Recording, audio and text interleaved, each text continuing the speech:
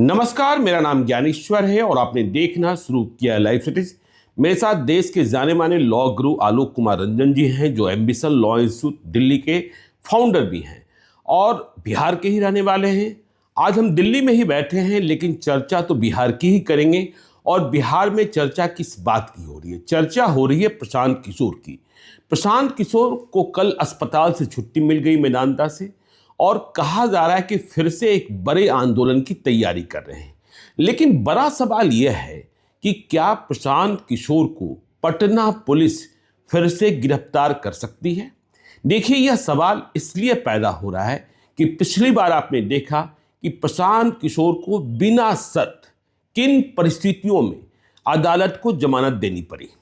लेकिन जिस मामले में पटना पुलिस ने उन्हें गिरफ्तार किया था, उस मामले में जो धाराएं लगाई गई थी बीएनएस की, वह जमानतीय थी, इसलिए कोर्ट की फजीहत भी हुई। लेकिन हम जब प्रशांत किशोर की कुंडली को देखते हैं तो प्रशांत किशोर के खिलाफ पटना पुलिस ने कुल 3 मुकदमे दर्ज किए हैं। पहला मुकदमा, जिसमें गैर जमानतीय धारा भी लगा था 132, उसके तहत उन्हें गिरफ्तार नहीं किया गया था, इस पर भी सवाल पैदा हुए हैं। और तीसरा मुकदमा, कोर्ट परिसर में भाषण देना। हालांकि प्रशांत किशोर के समर्थकों का कहना है कि कोर्ट परिसर में पुलिस की गाड़ी पर ही सवार थे और पुलिस वालों ने ही निवेदन किया था, लाउडस्पीकर भी पुलिस का ही था कि आप अपने समर्थकों को शांत कराइए। तब प्रशांत किशोर ने लोगों से अपील की थी।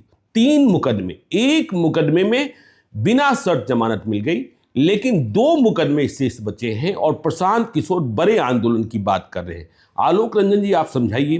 प्रशांत किशोर जमानत पर तो छूटे ही, बिना शर्त जमानत, और मेदांता से छुट्टी भी मिल गई, उनका अनशन आपने देखा, और फिर से बड़े आंदोलन में क्या प्रशांत किशोर को पुलिस फिर से गिरफ्तार कर जेल भेज सकती है? देखिए, लॉ इसमें बड़ा स्पष्ट है कि गैर जमानती भी यदि किसी अपराध में पुलिस ने किसी धारा के अंतर्गत उन पर आरोप लगाया है जी, तो उसमें भी गैर जमानती अपराध 3 साल से ज़्यादा के सजा वाले होते हैं, उसमें भी पुलिस को गिरफ्तारी करने का कोई लाइसेंस नहीं मिल जाता। जी, सर्वोच्च न्यायालय का स्पष्ट निर्देश है इस पर कि 7 साल से जो 7 साल तक के पनिशेबल ऑफेंस हैं उसमें आप गिरफ्तारी नहीं करेंगे, आप उसमें सिर्फ नोटिस देंगे और आप अभियुक्त से कहेंगे कि वो आपका सहयोग करे। तो ज्यादा से ज्यादा इसमें प्रशांत किशोर को नोटिस दिया जाता है, दिया जा सकता है 41 के तहत। हाँ, मैं बिल्कुल आपको आगे भी बताऊंगा कि अभी अभी एक सूचना मिली है कि बीपीएससी भी प्रशांत किशोर जी के खिलाफ एक लीगल नोटिस जारी किया है और उनको 7 दिन में कहा है कि आप इसका जवाब दें जी, जिसमें उन पर चार्ज लगाया गया है कि आप कोई आपराधिक षड्यंत्र रच रहे थे। तो फिर आपराधिक षड्यंत्र की भी यदि आप बात करेंगे, और फिर यह भी बात आ रही थी कि उन पर मानहानि का वो किया जाएगा, क्रिमिनल केस भी किया जाएगा, तो ये सब भी अपराध ऐसे नहीं हो पाएंगे जिसमें आप उनको गिरफ्तार कर पाए। थोड़ी मुश्किल होगी, गिरफ्तारी आप बेवजह नहीं कर सकते। और जो आप भड़काऊ भाषण और उन चीजों की भी बात कर रहे हैं, उसमें भी अनलॉफुल असेंबली का ही आरोप लगेगा उन पर, और भड़काऊ लोगों को भड़काने का भी आरोप लगेगा। तो यदि आप ऐसा भी आरोप लगाते हैं तो इसमें गिरफ्तारी तुरंत संभव नहीं है। नहीं, देखिए, मैं आपकी बातों से सहमत होता हूं कि देखिए, जो बीपीएससी ने लीगल नोटिस दिया है, राजनीति में ऐसे आरोप प्रत्यारोप तो लगते ही रहते हैं। अभी आपने देखा कि तेजस्वी यादव ने कहा कि बिहार में डीके टैक्स वसूला जा रहा है, और आपको यह भी याद होगा कि जब पहली बार एनडीए की सरकार बनी थी तो तेजस्वी यादव कहते थे कि आरसीपी टैक्स वसूला जा रहा है, लेकिन इसका कोई प्रमाण किसी के पास नहीं है। और जब कल तेजस्वी यादव ने यह कहा कि डीके टैक्स, तो फिर जेडीयू वालों ने कहा कि देखिए, ये वो लोग कह रहे हैं जिनके जमाने में साला और मामा टैक्स वसूला जाता था। तो और दूसरी बात यह भी कही जा रही है कि अब देखिए, पटना हाईकोर्ट ने बीपीएससी मामले में जो जनसुराज की ओर से याचिका दायर की गई है, उसे सुनवाई के लिए मंजूर कर लिया है। तो फिर ऐसे में जब पटना हाईकोर्ट में दलीलें दी जानी है, तो बीपीएससी को नोटिस जारी करने का मतलब क्या था? ये बिल्कुल सही कहा आपने। इसके लिए जो है कुछ लोग सुप्रीम कोर्ट तक गए थे। सुप्रीम कोर्ट ने इसमें निर्देश जारी किया कि पटना हाई कोर्ट इसके लिए उपयुक्त होगा। आप पटना हाई कोर्ट जाकर के एक मामला उठाएं और पटना हाई कोर्ट में मामला दाखिल किया गया और पटना हाई कोर्ट ने इसका संज्ञान लिया है और 15 जनवरी को सुनवाई की तारीख तय की गई है। वो हम लोग देखेंगे उसमें क्या होता है। लेकिन मैं आपको एक बात स्पष्ट करना चाहूंगा, जिस आधार पर बीपीएससी ने उनके खिलाफ आपराधिक षड्यंत्र और तरह तरह के लीगल नोटिस दिए कि आप बेबुनियाद आरोप लगा रहे हैं, एग्जाम बड़ा फेयर हुआ था और इस तरह की चीजें हुई थी। तो बापू सभागार, बापू परिसर में जो परीक्षा की प्रक्रिया थी वो खुलेआम मीडिया में सबने देखा है। बिल्कुल यूट्यूब चैनल पर, सोशल मीडिया में देखा गया है कि वहां किस प्रकार से अनियमितताएं हो रही थी और विद्यार्थी फोन के साथ आ रहा था। 1200 छात्र, अब देखिए यहां पर एक इक्वालिटी का मामला भी आ जाता है कि इन 1200 छात्रों को डिफरेंट ट्रीटमेंट क्यों दिया? 12,000 ही कह लें आप, तो 5 लाख में से या 4 लाख में से 12,000 बच्चों को आपने अलग सुविधा क्यों दी? फिर से परीक्षा आप सभी विद्यार्थियों को एक लेवल प्लेइंग फील्ड पर ट्रीट करेंगे। अब हाई कोर्ट के लिए मामला बन जाएगा कि क्या राइट टू इक्वालिटी यानी संविधान के अनुच्छेद 14 के तहत वो देखेंगे कि क्या ये दो ग्रुप अलग अलग हैं, क्या ये 12,000 बच्चों का हित अलग था और बाकी बच्चों का हित अलग था। तो ये एक संवैधानिक मामला भी अब बन रहा है। ये सिर्फ आपराधिक और सिर्फ विधि व्यवस्था का मामला नहीं, एक संवैधानिक मामला भी है और बच्चों का भविष्य तो इसमें है ही, जो बहुत बड़ा इश्यू है। Public welfare is utmost law, यानी पब्लिक वेलफेयर तो इसमें है ही है। आलोक जी, मैं फिर से मूल सवाल पर आता हूं अपने कि देखिए, जब प्रशांत किशोर को गिरफ्तार किया गया तो उनके खिलाफ 2 मुकदमे थे। एक मुकदमे जिसमें गिरफ्तारी दिखाई गई जमानतीय धारा में, और एक मुकदमा 29 दिसंबर की तारीख में पहले से दर्ज था जिसमें गैर जमानतीय धारा। तो उन्हें जमानतीय धारा वाले मामले में ही क्यों गिरफ्तार किया गया? और पहले वाले मामले में देखिए, जब उन्हें जेल भी ले जाया गया था तो उस मामले को क्यों गौन कर दिया गया? उस मामले में चाहती तो पुलिस रिमांड कर सकती थी, उस मामले में चाहती तो पुलिस उन्हें कोर्ट के सामने पेश कर सकती थी। पुलिस ने ऐसा क्या किया? पुलिस क्या कोई ऐसा खेल करती है? क्योंकि वह मामला भी जगजाहिर था, ऐसा नहीं था कि हाँ छुपा छुपाया था। तो 29 दिसंबर का मामला, फिर जो कोर्ट परिसर में तुरंत मामला दर्ज किया गया था, ये 2 मामले कार्रवाई के वक्त क्यों छोड़ दिए गए? देखिए, होता ऐसा है कि पुलिस बहुत सारी चीजों का आरोप लगाती है तो प्रथम सूचना होती है। प्रथम सूचना अंतिम सूचना नहीं है। फर्स्ट इंफॉर्मेशन रिपोर्ट जिसको आप कहते हैं, एफआईआर करती है पुलिस, तो प्रथम सूचना रिपोर्ट है। लेकिन जब पुलिस उसका अन्वेषण करती है, तहकीकात करती है, तो पुलिस को भी लगता है कि साहब इस प्रकार का मामला शायद नहीं बन पाएगा, हम साक्ष्य नहीं ला पाएंगे। यदि साक्ष्य नहीं ला पाएंगे तो हमारा केस ऐसे ही फेल कर जाएगा न्यायालय में और न्यायालय फिर हमें खड़ी खोटी सुनाएगा। तो इसलिए पुलिस भी कहीं कहीं सावधानी बरतना चाहती है। मुझे लगता है ये सावधानी बरतने का ही कारण है, आधार है, जिसके कारण पुलिस जो है प्रशांत किशोर जी के खिलाफ उन धाराओं में नहीं जा रही है, क्योंकि उनके पास उसका कोई पुख्ता सबूत नहीं होगा। क्योंकि कोई हिंसा जैसे नहीं अभी आपराधिक षड्यंत्र वाली बात हुई, विधि व्यवस्था के मामले वाली बात हुई, उसमें भी आप देखेंगे कि यदि आप साक्ष्य पर जाएंगे, लीगल नोटिस दे देना और ये कह देना कि प्रशांत किशोर जी के खिलाफ केस हो जाएगा, ये बड़ा साधारण है। कोई भी कह सकता है किसी के खिलाफ केस हो सकता है, लेकिन जब उसको साबित करना होगा, साक्ष्य लाना होगा, आपको पता होगा कि यदि आप सिविल वाद भी करेंगे तो आपको साक्ष्य देना होगा। तो जब साक्ष्य देने की बात आएगी, जब उसके पुष्टि की बात होगी, तो बड़ा कठिन मामला हो जाता है। इसलिए आरोप तो कोई भी लगा सकता है, धारा कोई भी लगा सकते हैं आप, लेकिन जब तक अन्वेषण में वो बात दिखेगी नहीं, उसके साक्ष्य नहीं दिखेंगे, तब तक आप उन धाराओं में कार्रवाई नहीं कर पाएंगे। तो इसका आशय तो यह निकलता है कि जो बाकी 2 मुकदमे हैं उसमें भी पुलिस प्रशांत किशोर को गिरफ्तार कर जेल नहीं भेज सकती, और यदि जेल भेजने की फिर कोशिश हुई तो फिर उसी तरीके से किरकिरी होगी जो पहले हुई है। जी हाँ, बिल्कुल। आपने देखा ही कि पिछले बार मामले में एक तो पुलिस की नाकामी रही, पुलिस कहीं ना कहीं इसमें फेल कर गई, उनके पास पूरे कागजात भी नहीं थे। आपने सुना होगा, ये मीडिया में खबरें आई, यहां तक कि न्यायालय से भी गलती हो गई थी। इस प्रकार की बातें हो गई। न्यायालय से गलती हो गई थी, यह क्या कर रहे हैं आप? नहीं, न्यायालय से गलती इस मामले में हो गई थी कि साहब गुड फेथ में न्यायालय कुछ गलत भी कर सकता है, न्यायालय से गलती हो सकती है, मनुष्य वहां भी बैठा हुआ। लेकिन इस केस में जमानती अपराध में आप कंडीशन लगाने की बात कर रहे थे, ये मुझे थोड़ा समझ में नहीं आया एक विधि के छात्र के रूप में कि आप गैर जमानती अपराध तो था नहीं, जमानती अपराध था।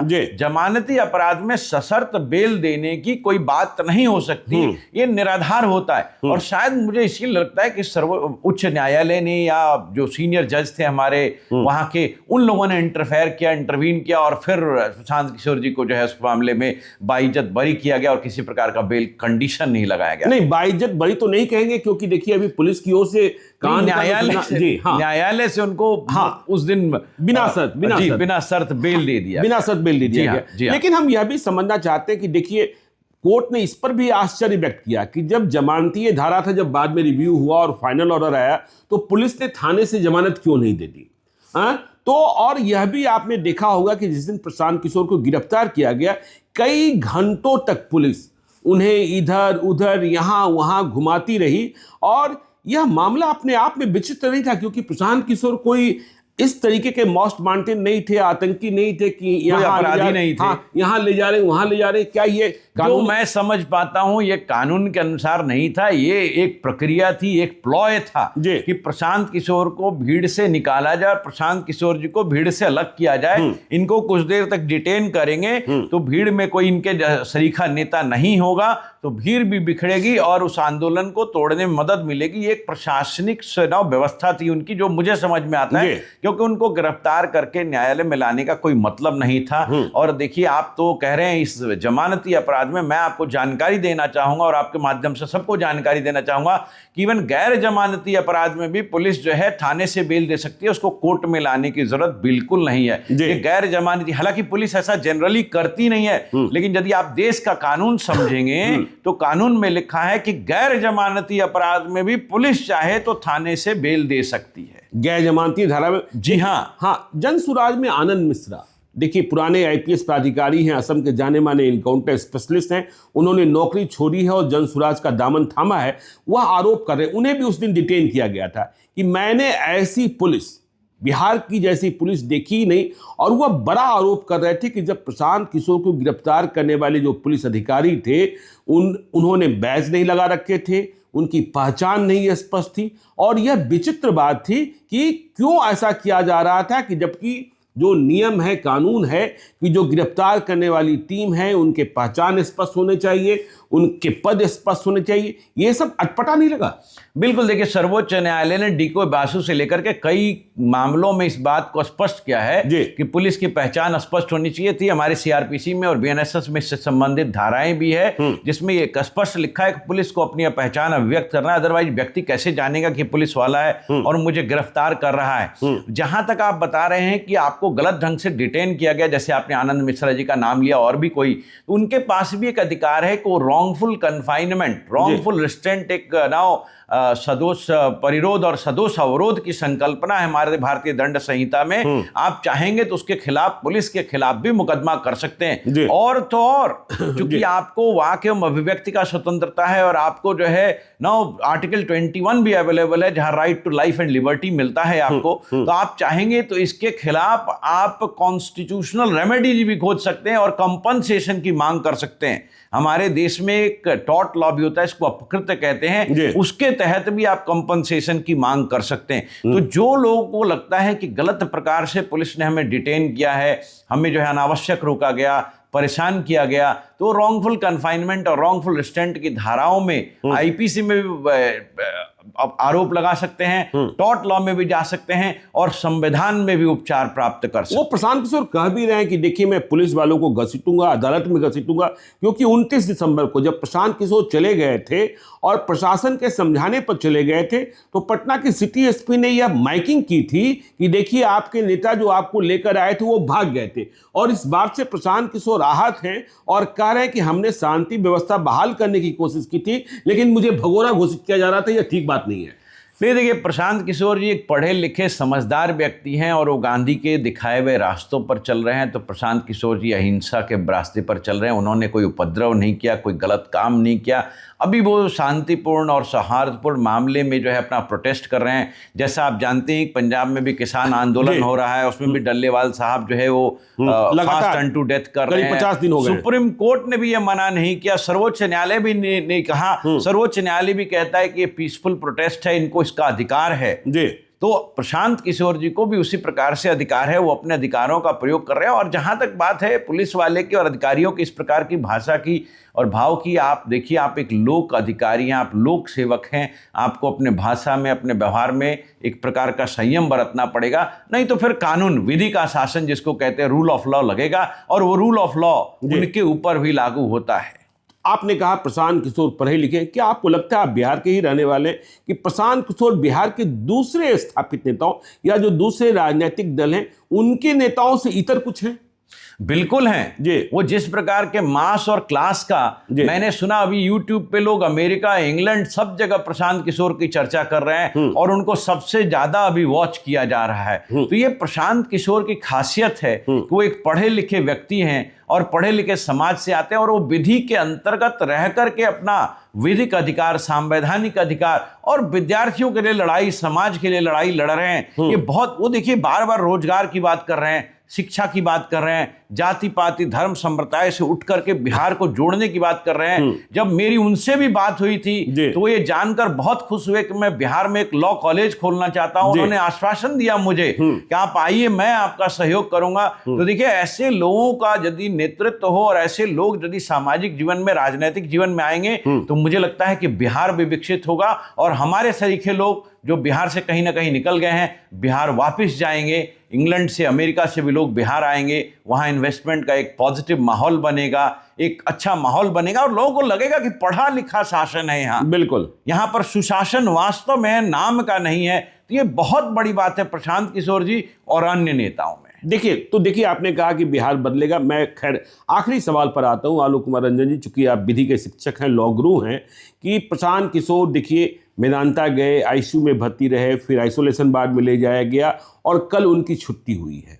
और प्रशांत किशोर आंदोलन छोड़ने वाले नहीं है। खबर ये आ रही है कि कुछ और बड़ा होने जा रहा है।